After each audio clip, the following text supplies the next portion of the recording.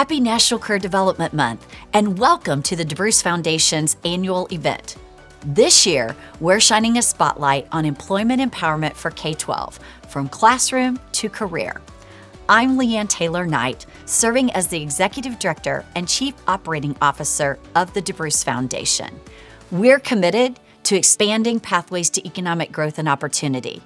In particular, we think about how to help people choose and change careers. Recently, I was reminded about why we show up to work every day. In another part of my life, I'm known as Aunt Leanne, and I was sitting around a family dinner where I have two nieces who are about ready to graduate from high school. And everyone was asking them the typical questions about, what are you gonna do next? Are you gonna go to school? Are you gonna start working? What will you do with your entire life? I could see these nieces feel a little bit of excitement about what comes next, but also some anxiety around how will they know? Will they make the right decision? And exactly how are they supposed to answer that question today? Well, it made me think about all of you who are out there as educators. You show up in your schools, in your classrooms, in your organizations to serve those youth and help them begin to think about where they can have confidence in the things that they like to do and how that might lead to opportunities in their future careers. And we at the DeBruce Foundation are privileged to be alongside of you for that work. We've developed resources that can help you as you are helping those youth navigate their careers. So thank you for the important work that you do every single day, and welcome to the exciting program that we have planned for you, including an inspiring chat with Dr. Brad Johnson, a global education and leadership expert who really cares deeply about students and educators. A look at research from the DeBruce Foundation, including the formula for building empowered careers and what it means for your students. We'll even hear from students, and you know that's going to be my favorite part.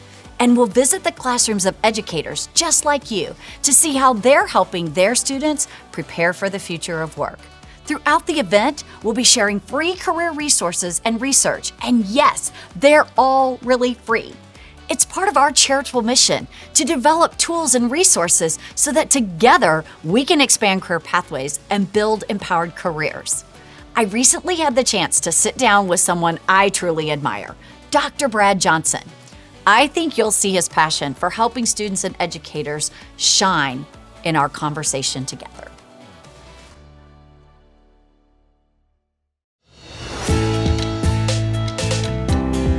Brad, we're so excited to have you with us here today for National Career Development Month. I'm excited to be with you and to be here with all the teachers. Excellent. Well, we've been talking today about this changing economy and how we have students and we have young people who are really thinking they're doing everything right. Educators thinking they're preparing them for this future of work, and yet they are hitting all kinds of barriers. So talk with us a little bit about how educators and parents and even the youth themselves can plan for these career pathways and this new trajectory. Yeah, absolutely. You know, one of the things that I kind of critique education on is that, we're still stuck in the past and we're preparing them for one path, and, if they get through it, they'll be successful, and that's not really the case anymore. As I thought about that, and I actually wrote an article based on that and was thinking about the past, how we prepared them, and we were kind of preparing them the right way, because when you left school, you would get a job, and then you would kind of climb that career ladder in the job, but that's not the case anymore. The research says that students entering the workforce today will not only have many different jobs, but they'll probably have many different careers as well. So it's I talk about it being a career ladder in the past, but now it's more of a lattice where you have to be, I know y'all talk a lot about agilities, and you have to have that adaptability to be able to move in different directions on your way up, because it's not just a ladder there anymore. Yeah. Well, and thank you for mentioning the agilities. Your top agility is developing others, right? And so you like doing that, but you also have been able to grow and develop and change across time and use that agility across different experiences. So what is it that teachers and parents are going to need to help students build that understanding and that confidence in what they do well and what they like to do? Right. And I think that's where we have to maybe not rethink education, but we have to make some adaptations or be more agile, which is the word itself. Because if you think about it, as they move into adulthood or even college, or not necessarily going to college, that's, again, kind of one of my soapboxes I stand on, is that, in the past we have everyone moving towards college, and that's just not realistic. And a lot of students don't go to college now. In fact, the number of students moving into college now are going from high school to college as low as it's been in like 20 years, I believe. And so, because they're looking at other avenues. And I think entrepreneurship is a big thing that we see a lot of younger adults coming out of high school and early in their 20s that are doing. And so they have to be able to understand what are their strengths, what are their talents and abilities, so that they can be successful. And so I think we don't do a good job in our K through 12 education of helping students identify what are their strengths, what are their agilities, what are those skills they have that will help them be successful. Yeah, and give a language. We've talked about how important it is to give a language to those strengths and for students to be able to communicate those to others. Absolutely. One of the biggest pitfalls, I think, of even when we focus on strengths is not realizing the strengths we have. One of the things I talk about with teachers is that most of them aren't aware of what their strengths are, although they can identify them in their teammates. And so we have to do a better job of that with our students, of helping them identify what are their strengths, what are their talents, and then be able to name them. Because when we name something, that gives us confidence with it, that gives us direction with it. And sometimes it comes from an interesting place. One of the things I talk about is reframing behavior. And so I know one of the stories that y'all share is a little girl that was called Bossy. And what they realized is that's a leadership skill. And when she learned how to help others be more effective or to do better, we see that as being more of a servant type concept. And I think y'all have a name for that as well. Yeah, serving and caring is one of those agilities. And I think she was high in that serving and caring, and it helped her teacher reframe what her behavior was. Right. So it was seen as a misbehavior, and really it was a strength. Yes. And, I've always used the example of arguing. A lot of times we see that as a bad behavior, and sometimes students may not do it right, but it's the same thing like when they first learn math, they may not do it right. So we have to help them and teach them and develop that. And so the question I like to pose is, if you had to go to court today, would you want your lawyer to be good at arguing or not? And if it's a bad behavior, they shouldn't be very good at it, but you want them to be the best in the room. And so when we reframe it and look at it from that perspective, it's actually not a misbehavior, it's a strength. Right. And teachers and parents have such an important role in giving students the experiences, right? The real life kinds of experiences, relevant opportunities in things that they care about, right? That they like to do. Right. And you talk a little bit about the relational intelligence and how important that is in terms of leadership.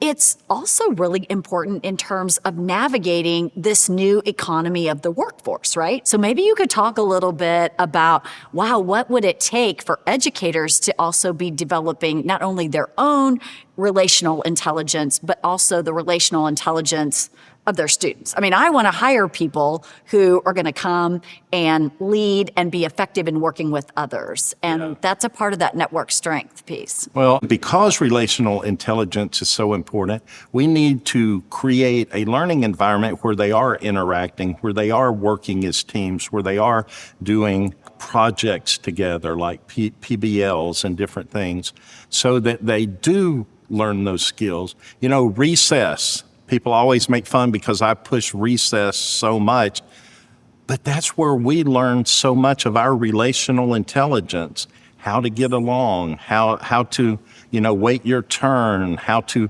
settle disagreements. We may not have always done it the right way, but we learned how. Right. And so to me, free play, recess, those types of things help us to learn. But that relational intelligence, a lot of students are leaving school without a good grasp of that or being able to relate to each other.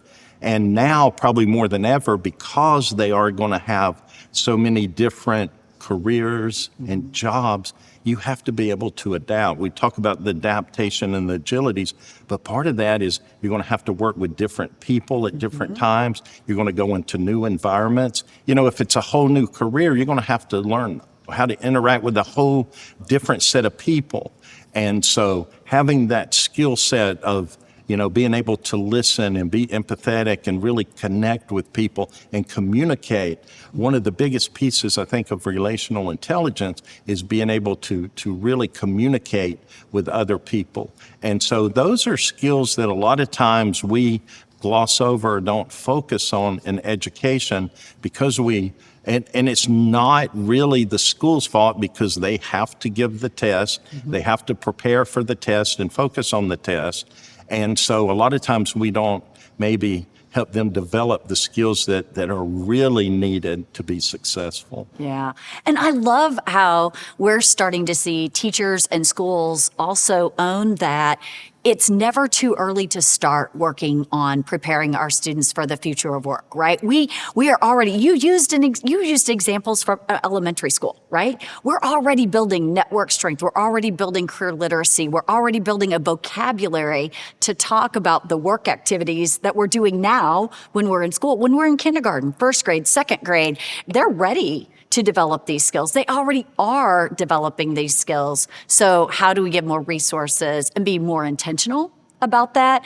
And how much more important it is for us to do that today because this career marketplace has really changed.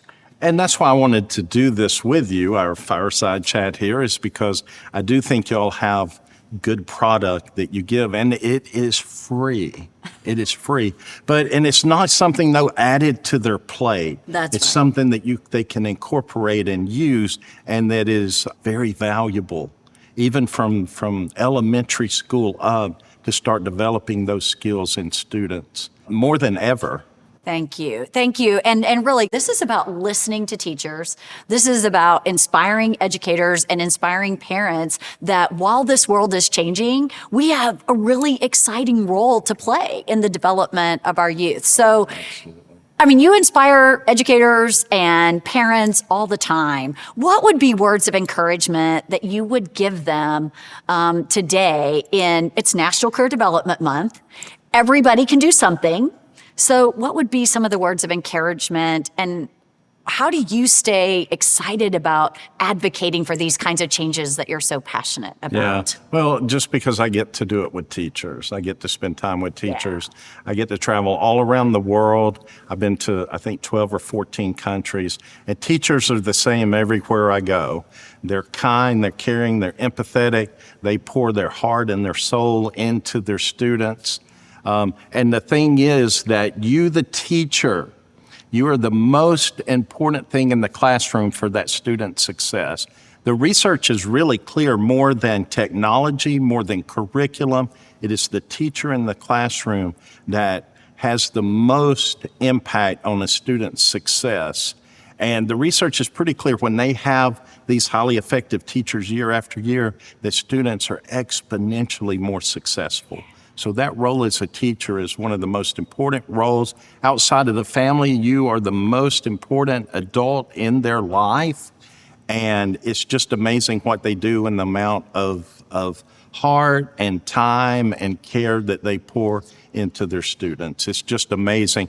You know, I'm supposed to inspire teachers, but the reality is when I'm around a group of teachers, I always leave inspired because of the work that they do day in and day out. I feel the very same way. And we connected, we are both classroom teachers. That's where we started our careers, and just recognize so much the jobs that you all do, and feel blessed that we're in careers now to be able to continue to support the work that you all are doing. And so thank you, Brad, so much for being here with us today. You've been inspiring to me, and I appreciate so much the words that you've shared with our teachers. Oh, thank you. Yeah, absolutely. And again, teachers, I would just encourage you, you know, first of all, I always like to say, if no one has told you lately, thank you. Thank you for all that you do. And to remember the impact that you're making. You're not just a teacher in the classroom, but you're an adult that is impacting the lives of students. And they may not remember everything that you teach them this year. They may not remember the lessons necessarily, but they will remember that you cared about them, that you wanted the best for them, and that you helped them become their very best. And they'll remember that, and they will remember you forever. Thank you for caring about our youth.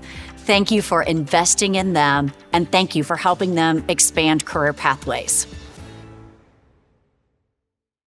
I had such a good time talking with Dr. Johnson, and I really hope you enjoyed our conversation too. I mean, I'm so grateful he was able to join us, and for all the work he does to equip and support educators like you and students to thrive.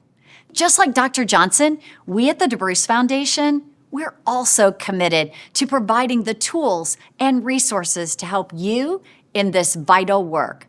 These tools have been developed by our innovative team of educators like yourselves, researchers, and entrepreneurs.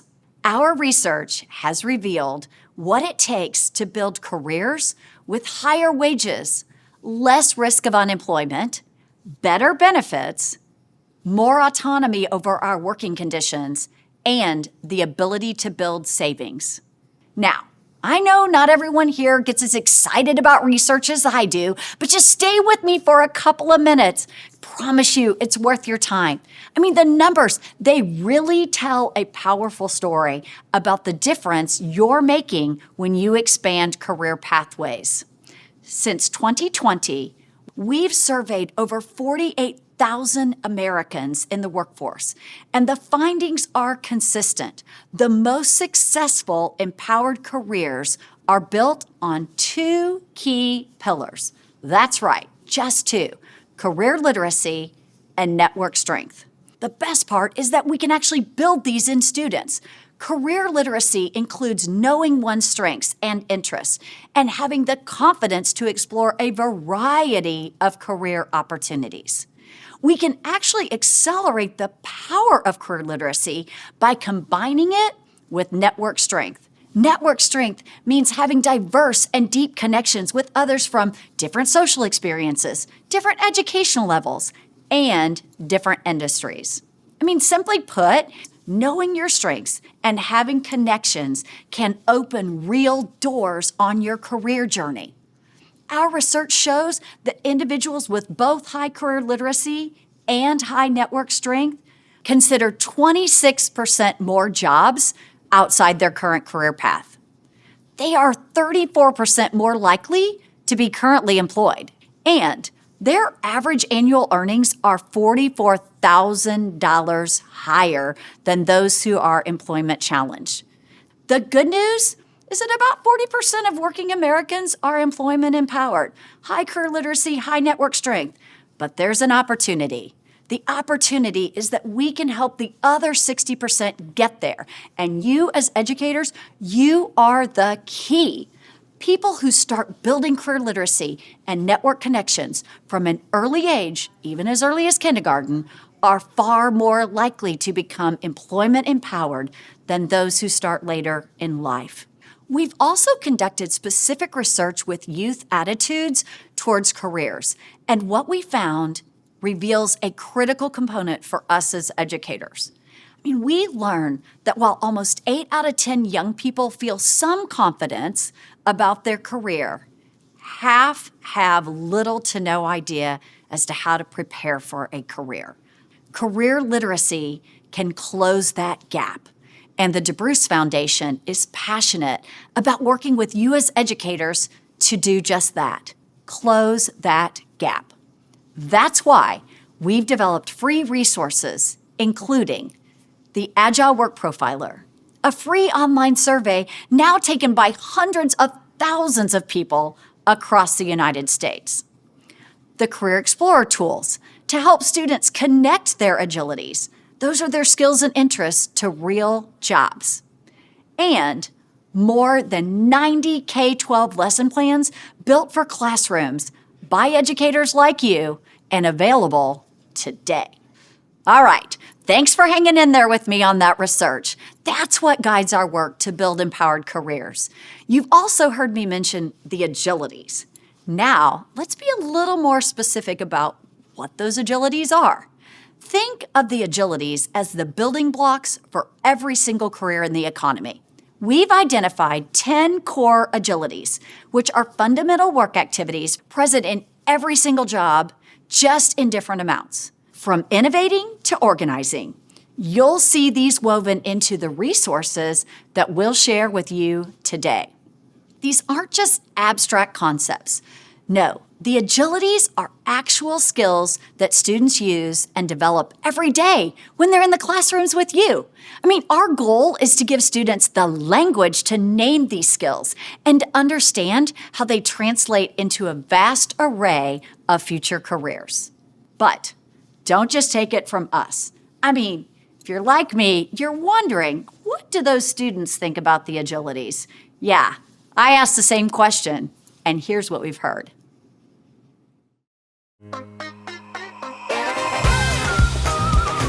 I think agilities help students of all ages. They help them basically learn about the things that they need to do, like figure out obstacles and to help them communicate with other people.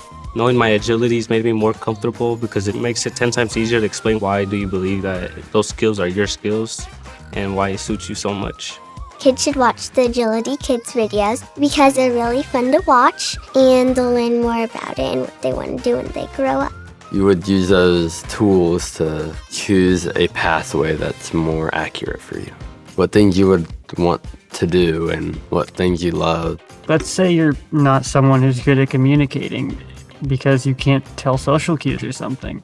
It'll allow you the opportunity to be like, this is a struggle area, and it kind of will give you ideas on how you can work on improving it as well. Agilities are very helpful when you're in school because you find out what you're good at, so you can solve problems, work in a group project, and you can contribute much more to your team. I think it's important to have different people with different agilities, so each person brings something different to the table. You could have someone that's good at innovating, one that's good at managing, one that's good at developing others. My favorite agility is operating objects because I like when we're in the classroom playing with the robots and we were coding them to make them do what we would want them to do. I think it's important because you know what you're good at, right? But then you also know what you need to work towards. Like organizing, I just kind of realized that I can't just constantly lose school projects. So I had to get a little bit better at that. One of the agilities that I'm working on improving is managing. I like working with her because she takes charge. I don't like to be a leader. So being able to work with someone who can take charge and know when like a person is kind of uncomfortable with something, I think is a big thing, and I think that's a great trait that you have. That makes me so happy. Knowing what skills I have and like what my lower skills are is definitely going to help me like moving forward whenever I'm looking towards maybe getting internships in college, because now I know like I'm good at inspecting things and looking at information, so I can play up those skills, but then I can also show that I want to work on being a better innovator through getting these experiences. I think other kids should learn about the agility so they can be more confident when they're going up. My favorite agility is innovating, and when I grow up, I want to go into interior design, and I can really use innovating to help me figure out where to place furniture. I got to use some of those like keywords that are in the like descriptions of them on my resume. And so it made my resume look a lot better. And I got a lot of compliments on that actually from the people that interviewed me. It's good that we're talking to people about this because a lot of kids, they just drop out of school and that's not good. I feel like we should encourage them to think about what they want to do when they get older. Yeah, because a lot of people aren't getting the education that they need because they don't know what they can do to help for the future. I'm happy that we got to get talked to. Same. I feel like it's a lifelong thing to learn about yourself because, people grow and people change. I just love that video. There's nothing better than hearing students talk about the agilities in their lives. That's the excitement. That's the impact that drives our mission here at the DeBruce Foundation. And it's why it's my pleasure to introduce Cindy Shucklebeer to our show today. She is our Integration and Training Manager here at the DeBruce Foundation. Thank you so much, Leanne. I'm so thrilled to be here today. Well, Cindy is also Teacher Zero, one of the very first teachers to integrate the agilities in her classroom. It's given her the perfect background to be able to come to the foundation and be credible as a trainer with other teachers, as well as a developer and the leader of our development team for how we could create better resources for every single teacher across America.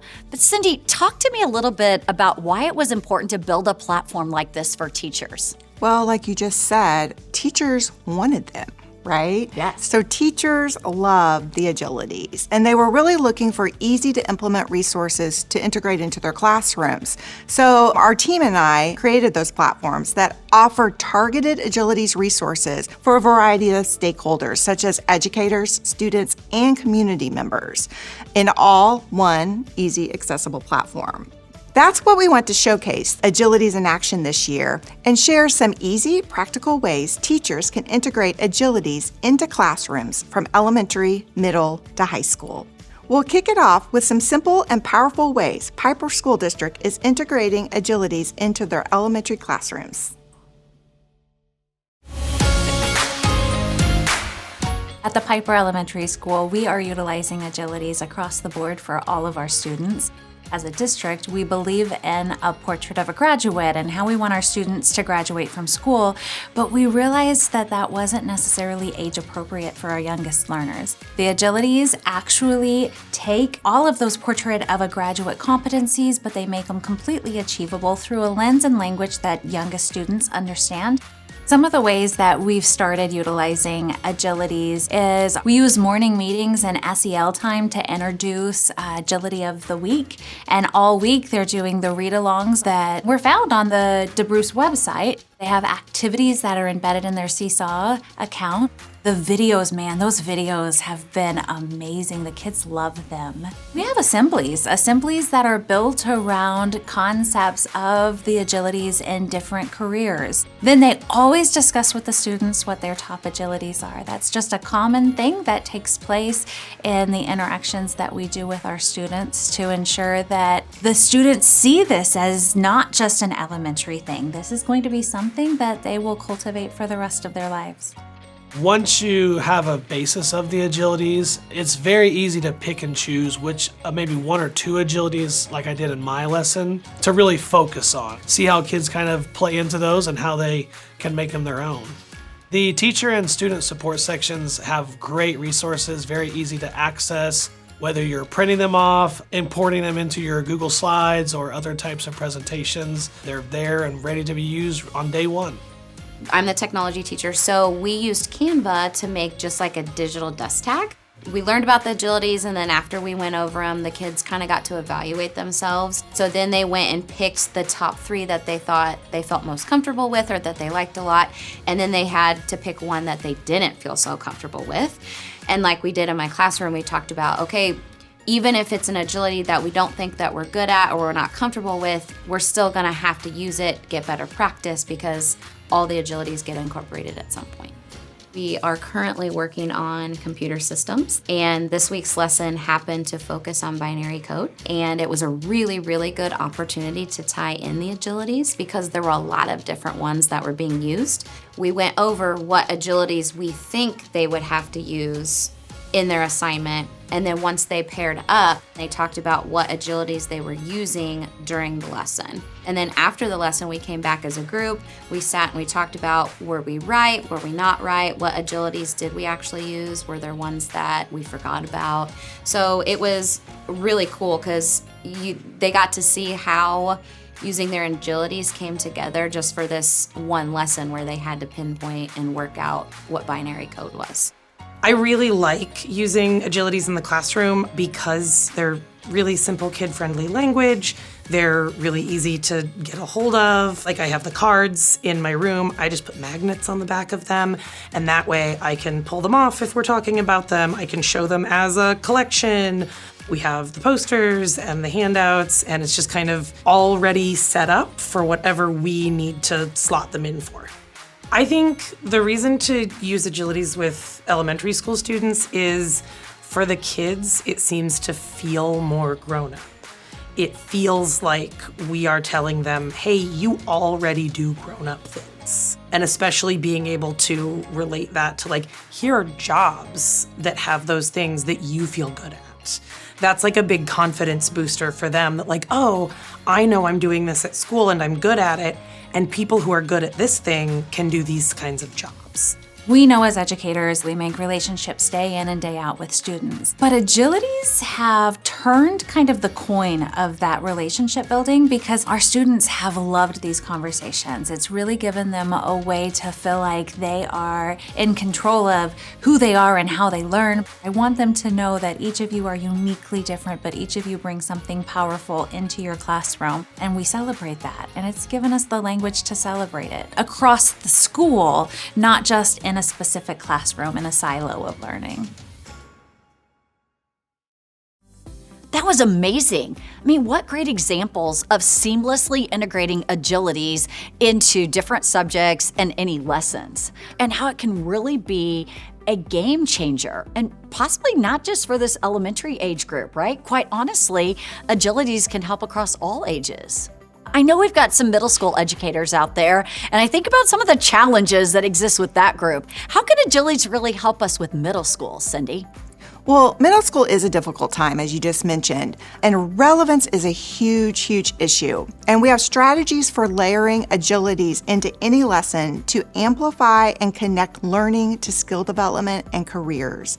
And many of our lessons have students up and moving around, right? So they're engaged and their minds are active because young people have to see the why their learning really matters. And confidence is really another challenge that middle school students face, but students can use their agilities to help better understand themselves, right? They can use these 10 agilities to determine what they're good at and what they like doing right now at home, school, and in their community, and then transfer that on to their future job. So let's jump to Blue Springs and see agilities in action in middle schools. Part of the mission of the Blue Springs School District is to have students equipped with the skills and dispositions to thrive. And using the agilities is a great way to help them develop those skills that they will use in high school and beyond, which is the ultimate goal. So we're very excited to be working with the agilities in our classrooms. When I first learned about agilities, I went to the coaches training with some colleagues, and I was really excited about the amount of resources. I found them engaging enough, but also not so scripted that I was able to put my own spin on an agilities lesson that allowed it to be more relevant to my students, that they knew that if I believed in it, then they were going to embrace it. That was one of the things I really like about agilities. The kids buy into it. I don't have a lot of experience using the agilities, so this year we got to expand on that. During today's lesson, students started with making a list of things that they are good at and things that they like to do. Students took those and looked at the 10 agilities on their paper and tried to figure out what categories those agilities would fit into. We asked them to look at those agilities and see which of those were showing in both categories. Those are how we help them come up with their top agilities. Then we asked them to go back to the list and see if there were any agilities that didn't show up on that list, and that gave them an area of some agilities that they could grow, develop, and improve on. Seeing the students' conversations and what they were able to share out with the class, some of the students said really personal things, and I was surprised that they were able to do that. I think it really helps us get to know each other and really understand what everybody's thinking in terms of group work. They can recognize these skills and maybe see some areas where I can contribute this to a group and maybe some areas where somebody else could contribute better. One of the goals this year with our building is incorporating real-world learning into our daily curriculum. So this is something that I think pairs really well with that. We really want them to see what those agilities are and how they can be adapted into a lab or even into future occupations. So knowing those agilities and how they can best work with each other is really going to help benefit them for the rest of their life. Integrating the agilities into the work that we are doing with real-world learning was very seamless. We had a summer camp called Career Investigation Camp. I thought, well, we have 10 days of camp, there are 10 agilities. How can we integrate the agilities into that camp experience? So every day the kids did agilities work and then they worked with a professional. So we engaged our community partners with the agilities and asked them when they engage with students to discuss the different agilities that they use in their everyday. We found that working in a dentist office, there's a lot of operating objects that you don't think about. There's a lot of selling and communicating. By using the agilities and the agilities language, we found that very valuable to the success in the classroom. Middle school is a unique time where we are asking students to start to think about their future and start to think about what career they're going to pursue and what pathway they're going to pursue in high school. But instead of focusing on that one career, the agilities allow students to learn about the skills of various careers. That way they can make a more informed and better choice for the future. And that's one thing I think that every student can benefit from.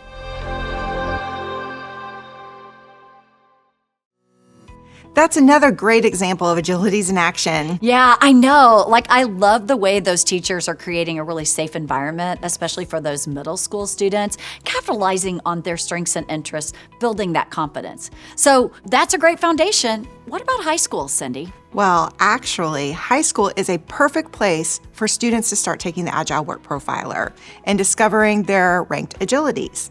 As they choose careers, extracurricular activities, and are exploring career pathways, the agilities can help them because they know their strengths and their interests, and they're going to feel more confident in those choices. Yeah, high school is that pivotal time. I referenced my nieces earlier and being seniors, but I mean, all along this pathway of 9th grade through 12th grade, we can really help students with more career-connected opportunities, building their confidence to expand what they will actually consider at this high school age. Absolutely. Students and just young people in general love having the agency to make these choices for themselves. Yeah, agilities helps take that pressure off of what so many of them are feeling at this point in time. They don't need more pressure. No. Next up, you're going to see a video from Joplin High School where they have a course called their Freshman Academy course that integrates an agilities classroom. Here at Joplin High School, 2 years ago, we've decided that we needed for freshmen to have like a good journey through high school and change like their experience. So we adopted the agilities curriculum from the DeBruce Foundation and implemented for all freshmen to take. So when they come in from an 8th grader, they are going to be taking the Freshman Academy course. We're hoping that they can take this course and grow from it, learn, and take those skills on with them as they finish their high school years. We are using the K-12 platform, the High School and Beyond, and we are using about every assignment that is in there. All the assignments are being used. So it's good. We get the whole full curriculum. The agilities themselves, I think, are really good identifiers for the kids. I feel like it gives them an identity, which is really big for a lot of them. A lot of them don't know who they are, what they want to do, because we talk a lot with the kids and they're like, I don't know what I want to do. I don't know who I am. I'm, probably going to fall in line with whatever my parents do or something like that. But this gives them another path to be able to choose their own path. I think kids do have a little bit of anxiety. They're like, so do I have to pick my career right now? I mean, they're scared to fail, but they're also scared of change. And we tell them, we're like, you don't have to. It's just thinking about it, of what options you have. Look at what you're good at, look at what you like to do, and look at those jobs that correlate to those areas of your life. A lot of kids don't think about, I'm good at inspecting or I'm good at developing others. But once they take the Agile Work Profiler, they realize, oh, I actually do have these qualities and these skills that I have to offer, and being able to put it on their resume when they go apply for jobs. I try to make sure when I pick groups, I pick those students that have that top agility to where I know they're gonna be able to collaborate well together. And I could say the student's top agility was working with information. So they like to analyze and process everything that they're gathering and actually be able to use their strength. I love the platform. I love the way that it's set up. I love that the kids can explore their own traits, their own skills throughout it. Plus, it's teaching me things about myself. I wish I would have had it whenever I was in school, because I always knew my path and I always had a passion for certain things, but I think it would have identified some different traits of mine that I had to learn on my own as I got older. The big ones that we kind of take away, and I tell my kids, are the tools, those Occupation Explorer tools on there, because that shows a lot. I mean, you can look up different colleges, the prices, you can look at different occupations and see how much they get paid, what type of education they require. The Occupation Explorer was really cool to where you could narrow down based off of your top agilities. I love the filter options on all of it, to where they have so many options. For some of them, it's almost overwhelming because they have so many options, and then I'm like, okay, well then let's narrow it down even more and more and more to where they have an idea of what they want to do, and they're like, okay, these jobs are here now. You don't have to look at the giant pool of jobs. So I love it. I think it's really cool. I do love the growth mindset, like the whole unit, because I felt like as when I was in high school, like I needed someone to push me a little bit and motivate me, especially from like the background that I came from. And I feel like the growth mindset like completely does all of that. It identifies those obstacles. It helps kids like assess their minds, and it helps them to push towards being better and elevating themselves and knowing that they bring value to the world and they can be whatever they want to be. We're able to see students grow, learning these skills and being able to apply them within their everyday lives, whether that is at school, at home, and at work, and being able to come back and actually tell us all about it and how this has really impacted their life and changed them for the better. These videos, they've been great. I'm just so happy to see growth mindset showing up, in particular with those high school students, and how the agility framework really supports that. I totally agree. From my experience in the classroom, these resources are truly life-changing. I can't wait to hear all about how you integrate agilities into your classrooms. Thank you so much for tuning in.